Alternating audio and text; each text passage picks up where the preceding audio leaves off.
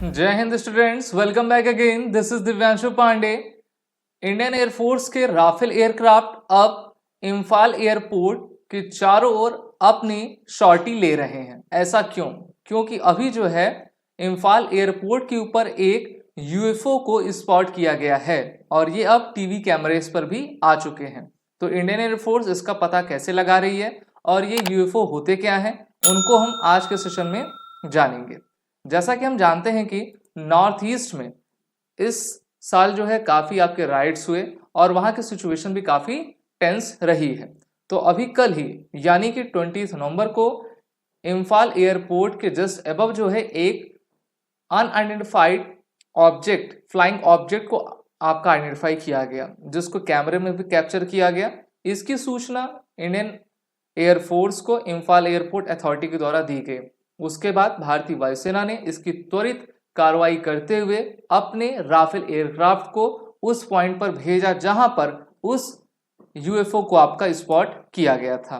Indian air force का जब पहला राफेल एयरक्राफ्ट उस आपकी दिशा में जाकर अपने सर्च ऑपरेशन को करता है और वो आकर ये जानकारी देता है कि हमें अभी तक ऐसा कोई यूएफओ या फिर कोई अदर एरियल ऑब्जेक्ट नजर नहीं आया है।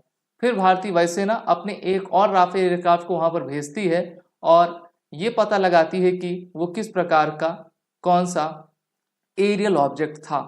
तो उस एयरक्राफ्ट को भी अभी तक कोई भी उसकी जानकारी नहीं प्राप्त हुई है, लेकिन इम्फाल एयरपोर्ट और इंडियन एयरफोर्स दोनों ही सतर्क हैं। क्योंकि अगर हम मणिपुर को देखें तो मणिपुर का सेकंड लार्जेस्ट ये एयरपोर्ट भारत का इम्फाल एयरपोर्ट है और उसमें जो है किसी प्रकार की सिक्योरिटी ब्रीच ना होने पाए या फिर एक ऐसा कोई नया एरियल ऑब्जेक्ट ऐसा ना आ जाए जो कि हमारी सिक्योरिटी को प्रभावित कर सके। इसलिए भारतीय वायुसेना पूरी तरीके से तत्पर है। नॉर्थ ईस्ट को अगर आप देखोगे, चाहे शिलोंग हो, इम्फाल हो, अरुणाचल प्रदेश का एयरपोर्ट हो, तो वहां पर जो है सिक्योरिटी कंसर्न्स काफी रहते हैं और इसलिए भारतीय वायुसेना चाहती है कि किसी प्रकार का दबाव कोई भी ना बना सके। यहाँ पर आप देख सकते हो काफ़ी वीडियोस, फोटोज में उसको आपका कैप्चर किया गया है। कई का मानना है कि ये हो सकता है कि हॉट एयर बैलून हो।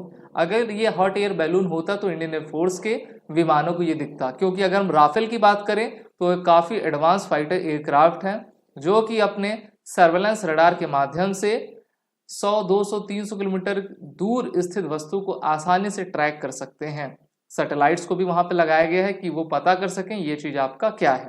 तो वेस्ट बंगाल का जो हमारा एयरबेस है हाशीमारा, वहां से इंडियन एयरफोर्स के राफेल एयरक्राफ्ट ने अपनी उड़ान भरी है और ईस्टर्न सेक्टर में जो बॉर्डर चाइना से हमारा लगता है उस तरफ हमारी शॉर्टीज ली जा रही हैं कि किसी भी प्रकार का अगर कोई थ्रेट आता है तो उसको न्यूट्रलाइज किया जा सके। चलिए बात करते हैं आपके इम्फाल एयरपोर्ट की और यूएफओ की।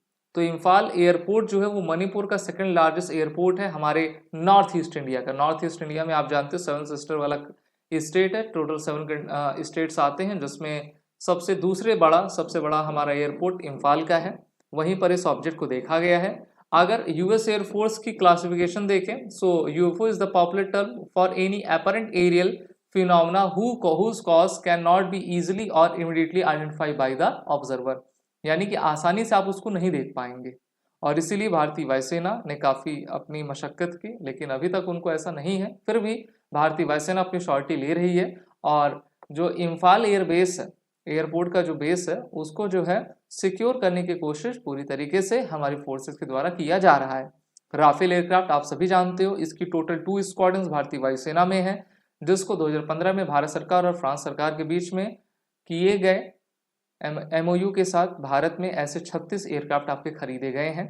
इसका maximum take off weight 24.5 ton रहता है और इसमें विंग स्पैम्स की 10.9 मीटर की है। एक्सटर्नल लोड 9.5 टन का है, हाइट 5.30, फ्यूल इसमें 4.7 टन आता है, एक्सटर्नल से 6.7 फ्यूल आता है। वहीं पर ओवरऑल एम्प्टी वेट इसका अगर हम इसमें पूरे हथियार हटा दें तो ये 10 टन का है। लेंथ इसकी 15.30, फेरी रेंज 3700 किलोमीटर और लैंडिंग ग्राउंड 450 मीटर ले लेता है। सर्विस सेलिंग हाइट 50,000 फीट है। टॉप स्पीड 1.8 मैक है। तो राफेल तो भारत का दुनिया का सबसे बेहतरीन एयरक्राफ्ट है और ये अगर सुरक्षा में है तो हमें किसी प्रकार का संदेह नहीं होना चाहिए, चाहे वो यूएफओ हो या फिर कोई अदर ऑब्जेक्ट हो, उससे हम ज़रूर आसानी से निपट लेंगे। आप सभी defence aspirant SSB crack exam के इंटरव्यू और रिटन कोर्सेज में एनरोल होकर अपनी तैयारी बेहतर करिए। वॉर10 कोड का यूज करिए जिससे कि आपको 10% का फ्लैट डिस्काउंट मिले। जय हिंद। अगर आप एक डिफेंस एस्पिरेंट हैं और SSB interview, NDA, CDS, AFCAT जैसे एग्जाम्स के लिए प्रिपेयर कर रहे हैं तो आप एसएसबी क्रैक एग्जाम्स के कोर्स को चेक करना ना भूलें। आप हमारी लर्निंग एप्लीकेशन को गूगल प्ले स्टोर से भी डाउनलोड कर सकते हैं।